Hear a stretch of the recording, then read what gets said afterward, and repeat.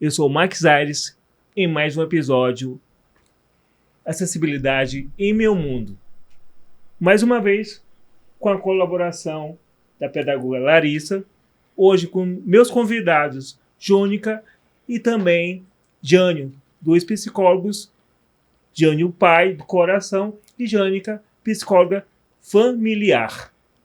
A gente vai debater diagnósticos clínicos, o que é possível para amenizar o impacto neurológico, familiar de uma criança atípica. Jônica, é um prazer ter você aqui. Jânio também. E Lari, mais uma vez, é um prazer muito grande. Agradeço. Obrigado. Jânio, vamos lá. Eu queria, para a gente pegar um gancho, né? Tu tens um filho atípico, né? Que é um filho do coração, que é um enteado. Eu queria que tu explanasse um pouquinho para a gente como é que essa relação para ti.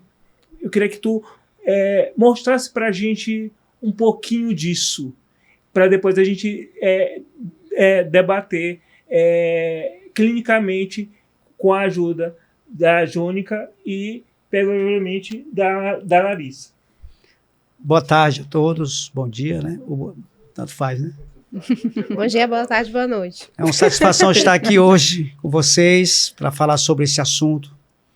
E eu não conhecia o mundo autista quando eu me casei com a mãe do Gabriel.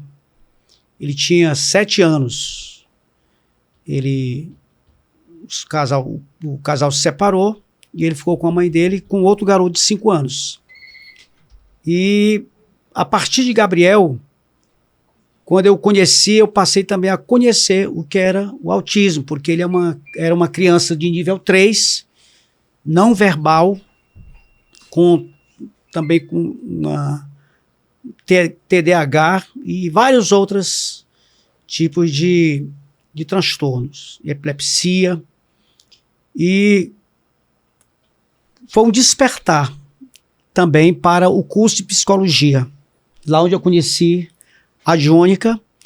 E ao chegar lá, no Selma, eu passei a trabalhar com o doutor Daniel, que é o grande pioneiro aqui de aba aqui no Maranhão. E Gabriel, até 13 anos, ele não falava. Era sempre conduzindo a gente para aquilo que ele queria. E Jônica presenciou, durante o curso, nós passamos a fazer a terapia aba com ele, doutor Daniel, e ele começou a dar as primeiras palavras sobre as coisas mais comuns, o que ele queria, o que ele desejava. E isso foi substancial para a vida dele, para a transformação da nossa família. Porque até então, ele era muito agitado, não sabia se comunicar, a gente tinha que estar adivinhando o que ele queria, e na medida que ia crescendo, ele ia também crescendo a irritabilidade. Júnior, e isso causou até uma certa instabilidade estrutural familiar? Não causou, porque como eu não conhecia o autismo e passei a conhecer, eu passei também a aceitar aquela situação. E também minha esposa trabalha muito, ela viaja muito para o interior, e eu fico até hoje tomando conta da casa. Quer dizer, na verdade, eu fui um suporte para ela, para ele e para o menorzinho, o outro menino. E não causou em nós nenhum tipo de transtorno. Pelo contrário, a criança, como eu sou um pai de coração, hoje ele me chama de pai, ele não chamava, hoje me chama de pai, para mim nunca foi um peso. Pelo contrário, para mim encarei aquilo como algo assim, da parte, não sei se de Deus ou de qualquer outra coisa, mas eu me senti muito bem cuidando dessa família que eu assumi. Jônica, sobre a questão... Max, só um minuto, sobre essa questão da instabilidade familiar, o meu TCC foi até que ponto o autismo, não o autista, separa os casais. Eu fiz uma pesquisa aqui em São Luís com 180 mães de autistas. 84,3% o pai abandonou quando do diagnóstico. E a rapidez do casamento se desfez na medida que o casamento já estava trincado por causa das coisas que aconteciam dentro da família. Por isso, essa é a minha pergunta, porque é uma coisa muito comum acontecer, né? E que bom que vocês souberam lidar com isso, não causando uma ruptura, né? Exatamente. Agora, eu queria assim, a contribuição da Larissa. Larissa,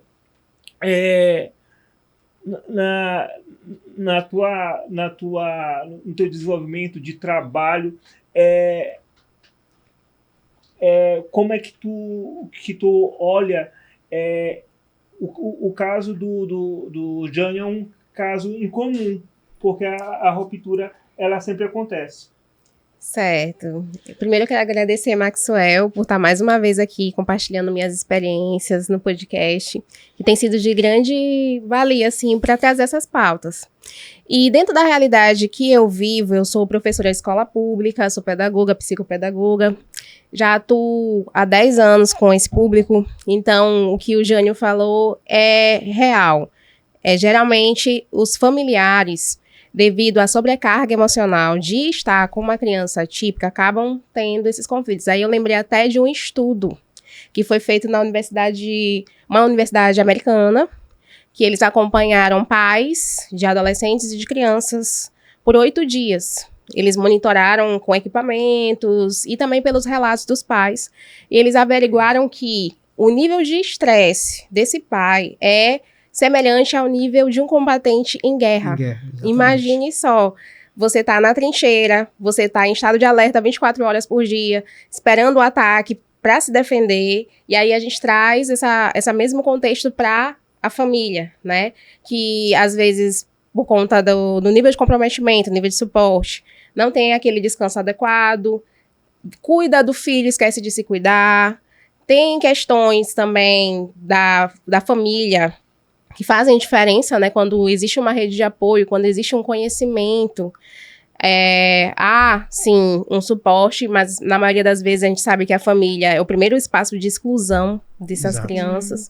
Infelizmente não deveria, mas é o que acontece, e quanto mais baixa a instrução, né, mais desafios eles vão ter, porque vai vir o financeiro.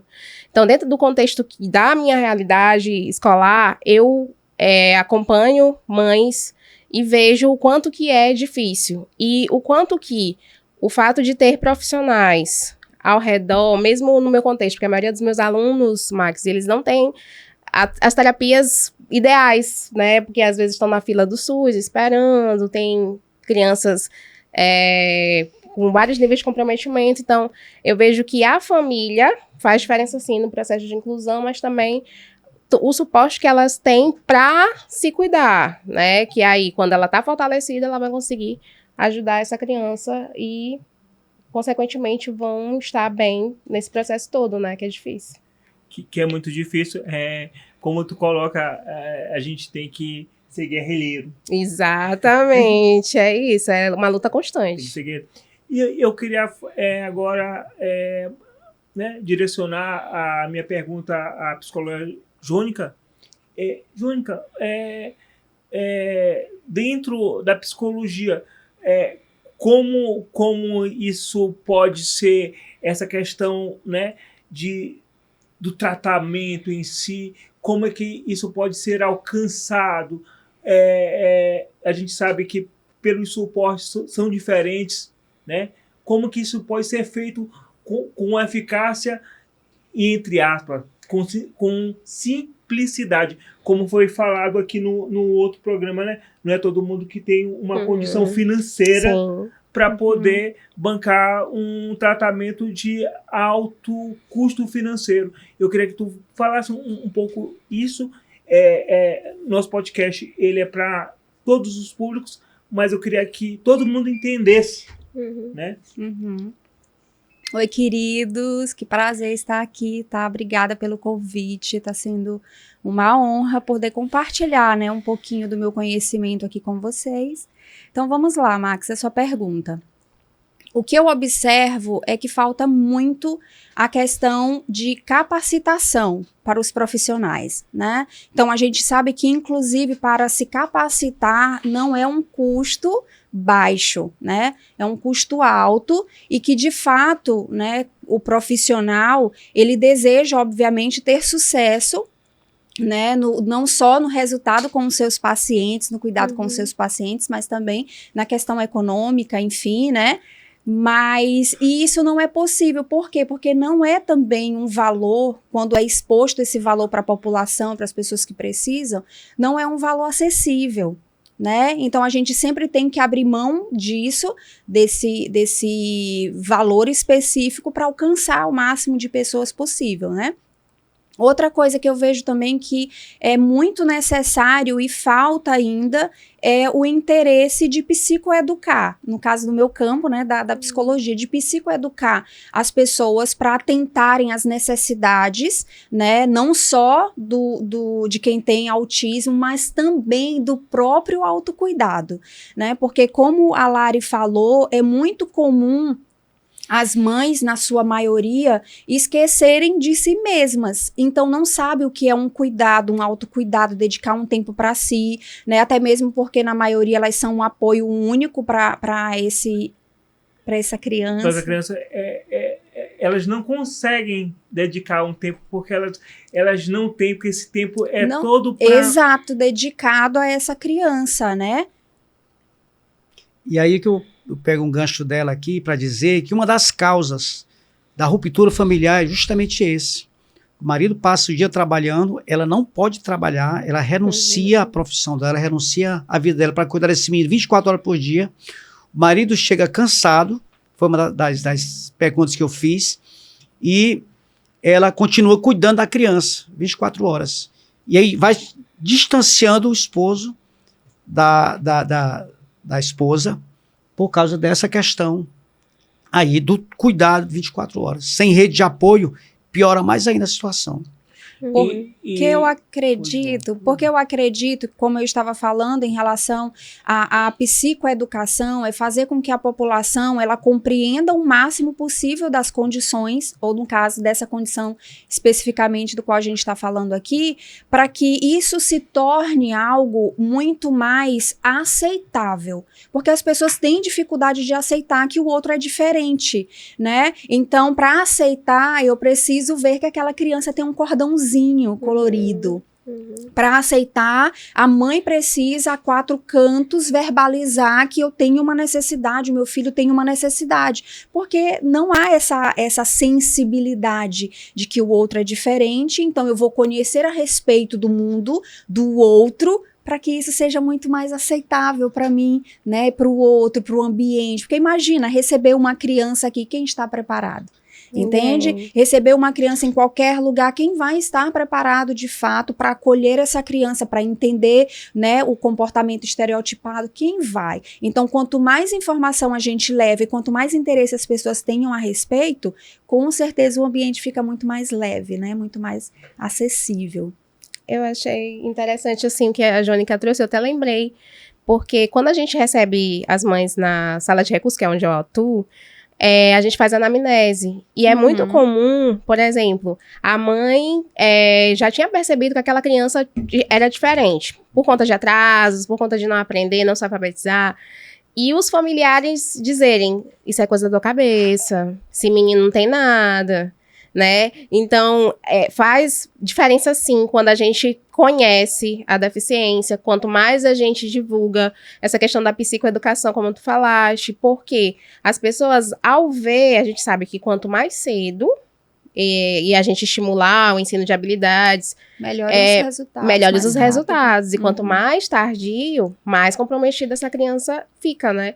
E eu tenho muitos casos parecidos com essa história de crianças, por exemplo, eu tenho hoje um aluno de 14 anos que foi diagnosticado ano passado, porque a família sempre dizia para a mãe que ela estava criando doença no filho dela. Infelizmente, isso prejudicou muito ele. Ele hoje está no 6º ano e não sabe ler nem escrever, nem reconhece dinheiro. E agora é que ele chegou na sala de recursos. Então, até nesse sentido... E já está no 6º ano. 6º ano. É um desafio grande nas escolas. E assim, para te ver o prejuízo, muitas vezes, eu não estou dizendo que é um padrão, que é um...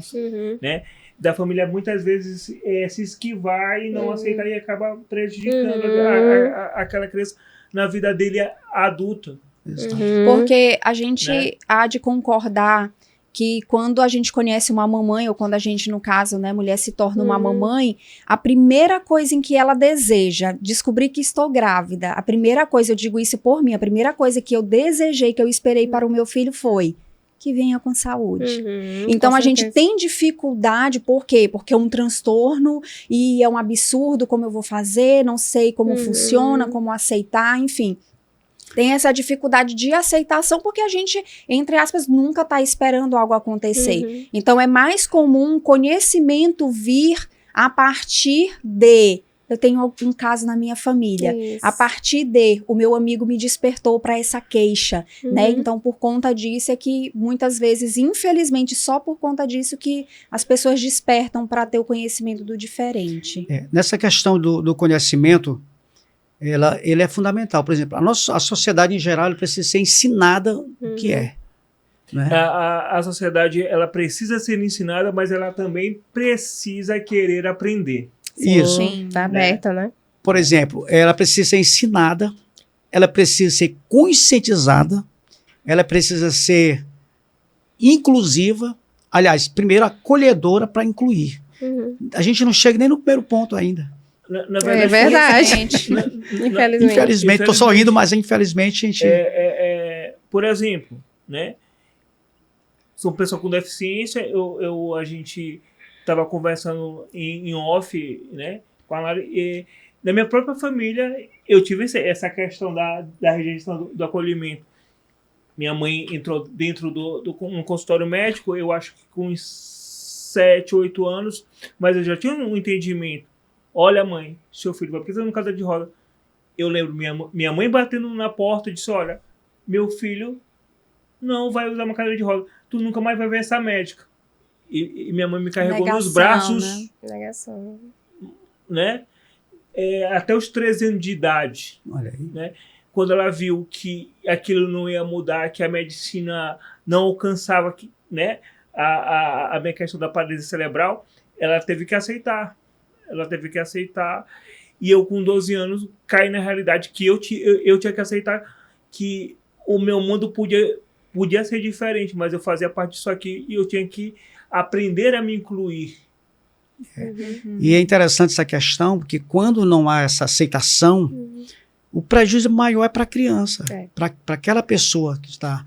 E isso é uma fase, né? Agora mesmo, ontem mesmo, um amigo me ligou que tem um pai que quer conversar comigo porque não está aceitando, nem o pai e nem o avô está aceitando a criança de nível 3, autismo nível 3.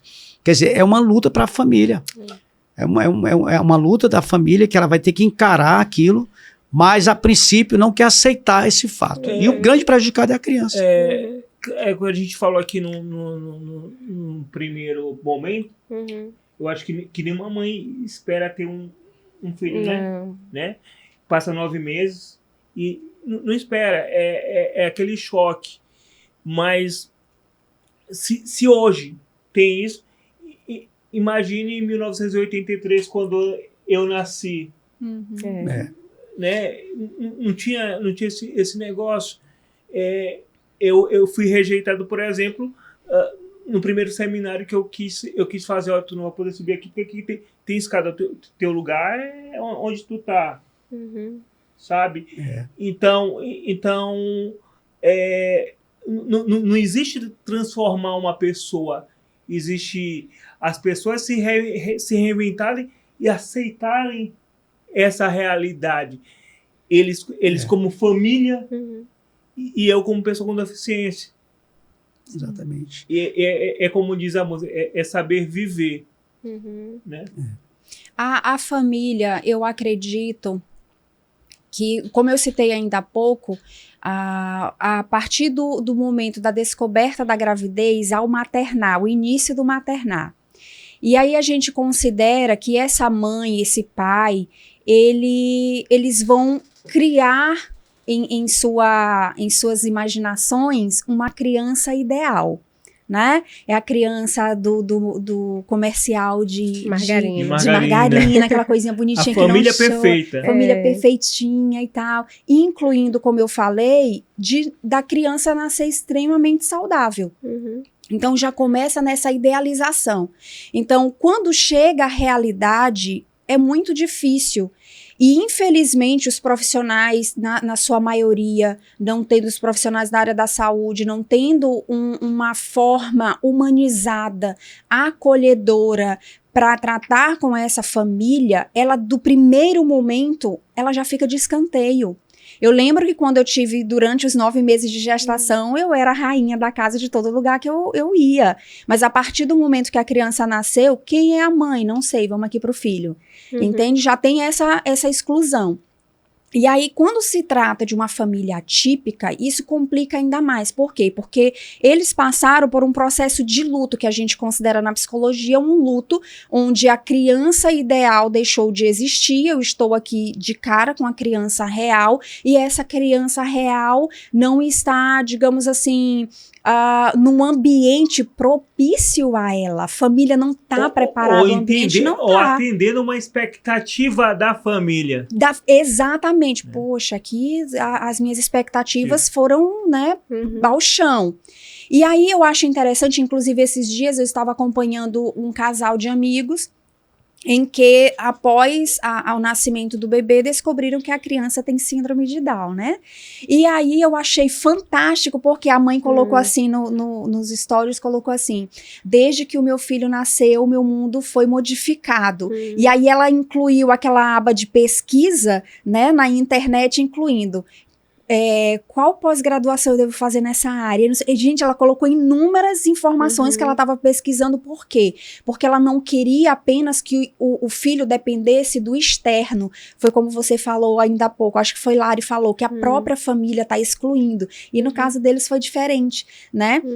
Inclusive de Jânio, né, quando a gente comentou, né, Max, por telefone, falando sobre essa realidade de que as mães, elas são sobrecarregadas, né, com esse lugar de cuidadora, de provedora e tudo mais, e aqui, obviamente, eu não estou querendo desmerecer ou invalidar o trabalho das mamães, mas incluir Jânio porque foi o oposto. É verdade, entende? É raro. Jânio se incluiu nisso, entende? É muito difícil. Então, aqui não é para enaltecer, mas para servir de exemplo de possibilidade. Sem nenhuma obrigação. Sem até. nenhuma obrigação. Eu só depois que eu comecei a conviver com esse mundo que eu percebi que eu estava na contramão do comum, do que estava acontecendo. Porque eu casei com ele, que eu fui cuidar do menino, entender o menino, né, aplicar meus conhecimentos na vida dele. Hoje ele já está falando frases que ainda me surpreende. A última foi, eu estava, Gabriel, olha, pão com manteiga. Aí ele foi, um dia depois ele foi lá na cama, quero pão com manteiga. Eu chorei. Porque para mim eu jamais poderia fazer uma frase dessa na minha concepção de onde ele saiu. Então cada movimento que ele faz, cada desenvolvimento que ele apresenta é maravilhoso para a gente. Mas eu tenho um projeto chamado Um Dia Vale Mais do que Mil. Eu não trabalho diretamente com autismo. Eu trabalho com os pais, com as mães. Esse projeto, eu todo ano... porque a família autista, quando tem um filho autista, a tendência é ela se tornar também autista. Sim. Porque ela fica isolada, ela não tem vida social. Foi outra causa de separação que perde a sociabilidade. Não vai em festa, aniversário, não vai para a igreja, não vai para um clube de mãe, não vai para a praia, não vai para um shopping.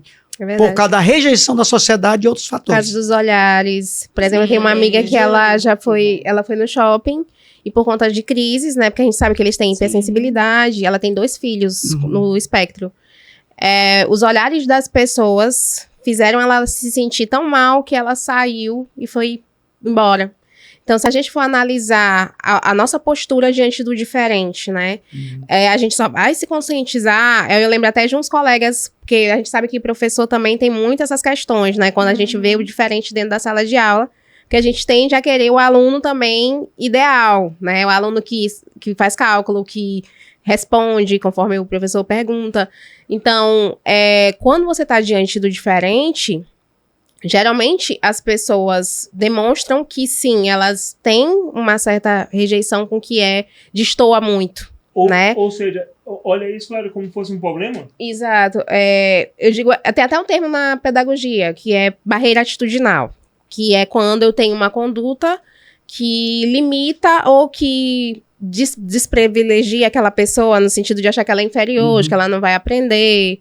E a gente sabe que no ambiente social, aí eu vou trazer um teórico, Vygotsky, que fala, né, que a interação social, ela ajuda no aprendizado, né? E Exato. não só a escola tem que ser um espaço de socialização, como muita gente prega, mas tem que ser um espaço de aprendizado. É como a gente estava falando. Isso, e não só aprendizado como o currículo diz, mas aprender a ser uma pessoa, a ter amigos, a responder, né, a provar que sabe, que aprende. Se eu espaço, eu não participar, eu não estou incluso. Não tá. Exato. Não tá. Você tá. O meu projeto, ele visa exatamente isso aí, a interação entre elas, Ai, que entre, legal. entre as famílias no geral. Sim. Não vai só a mãe e o pai, vai pai, mãe, primos, sobrinho, vai para aluga um sítio. E o último que eu fiz agora, nós fizemos o primeiro, dia 18, foram mais de 170 pessoas, 2 ônibus, 2 vans e uns 5 carrinhos, levando só família de pessoas atípicas. E o último foi mais de 70 pessoas num sítio chamado Terra Santa, no Mojó, só com famílias autistas. Eles vão lá, levam alimentação, tudo, aí tem uma equipe que cuida das crianças para as mães ficarem livres. Legal essa iniciativa. Eu tenho uma pergunta. Essas pessoas que são atendidas pelo teu projeto, são somente famílias, né, carentes ou não? Não. Teve uma família Um filho atípico, autista, né? com uma deficiência, cadeirante, qualquer tipo de pessoa. Não é só... Ok. Eu queria, assim, passou muito rápido, né? Já Queria, acabou? assim, agradecer a participação da Lari, do Jânio, da Jônica, contribuir com a gente com mais um patrocínio da Faculdade Facam, produção Rubens, Multi-Rubens, e o meu mundo é seu mundo, vamos colocar o nosso bloco na rua. Vocês querem fazer alguma coisa, alguma consideração, deixar suas redes sociais, por favor. Sim, eu gostaria de agradecer a oportunidade e eu queria passar uma mensagem, né, que nós da educação, a gente precisa, assim, de capacitação. Por exemplo, no meu caso, tudo que eu sei hoje, dentro de 10 anos, dentro do que eu já fiz, foram esforços próprios, né? Pouco se tem, por exemplo, dentro da esfera pública, se fala de aba. Da pandemia, eu recebi muitos alunos com autismo e muitos alunos comprometidos. E até eu tinha 2 casos de alunos que não conseguiam sair de casa. Que a gente fez um trabalho que não é dentro do nosso contexto, que não é clínico, né? Externo, de ir nas casas, né? E aquela realidade me fez perceber que eu precisava investir nessa formação. Eu sou aplicadora ABA. Mas foi muito difícil, financeiramente, você se sacrificar e, lógico, o capital cultural que fica é válido para a vida toda porque é teu, mas se a gente for analisar, as políticas públicas, elas precisam pensar, mais do que nunca agora, porque a gente sabe que a prevalência diminuiu, né? A cada 32 crianças, uma nasce com autismo, se eu não me engano é isso. E, querendo ou não, a gente vai receber essas crianças. Cada vez mais, um professor dentro das escolas vai receber. Então, que os governantes, né, pensem também nesse público que, às vezes, não tem condições de pagar uma capacitação para poder atender os alunos, principalmente na escola pública. E eu gostaria de deixar meu minha página profissional, para quem quiser me acompanhar e conhecer um pouco do meu trabalho, eu falo muito assim, que as mães, elas querem encontrar bons profissionais, só que às vezes elas não conseguem. Por exemplo, eu não conhecia o projeto de Jânio, agora eu já vou comentar com algumas mães, né? Vai ser bom. E eu fico feliz de encontrar pessoas e é isso que vai favorecendo e vai ajudando elas também a entender e propagar que inclusão acontece, porque é muito comum, às vezes, elas, de tantos nãos que elas recebem, acharem que não existe inclusão. E aí eu quero deixar minha página, quem quiser me acompanhar e conhecer um pouquinho do que eu faço, é @re.incluir. Obrigada pela oportunidade, Max. Queridos, eu agradeço muito pela oportunidade de poder estar aqui falando com vocês. Max, obrigada de verdade pelo carinho, pelo acolhimento de vocês aqui. Mencionar que, de fato, eu desejo de verdade, eu faço a minha parte para isso acontecer, é que toda a família, ela de fato seja beneficiada, né? Com acolhimento, com boas técnicas, com bons profissionais, né? Eu sempre estou disposta a ajudar as minhas mamães, os pais, né? Para promover um lar muito mais saudável, porque eu compreendo que quando os cuidadores estão bem, a probabilidade da criança estar bem é muito maior, né? Então eu contribuo muito com isso, com o meu trabalho na clínica, com ações sociais, sempre em palestras, porque eu acho importante, né? Tá trazendo esclarecimento para as pessoas, o conhecimento, né? O máximo que for possível a elas. Eu gostaria também de deixar a minha página profissional, é psicóloga Jônica Moura, né, no Instagram, no Facebook também, e no site www.jonicamoura.com. Obrigada. Finalizamos mais Max, eu quero parabenizar você por esse podcast e sei que tem uma grande importância para a nossa sociedade. E quer dizer também que esse projeto é um projeto que visa a sociabilização das famílias e quero que você mencione até esse projeto no seu programa seguinte. Sim. E meu Instagram é Jânio Monteiro Oficial. Faremos. Esse é o nosso propósito e eu agradeço. Encerramos mais um programa Acessibilidade em Meu Mundo. Aê, muito bom. Muito bem, parabéns, viu, Max? Foi Eu muito também legal. não conhecia.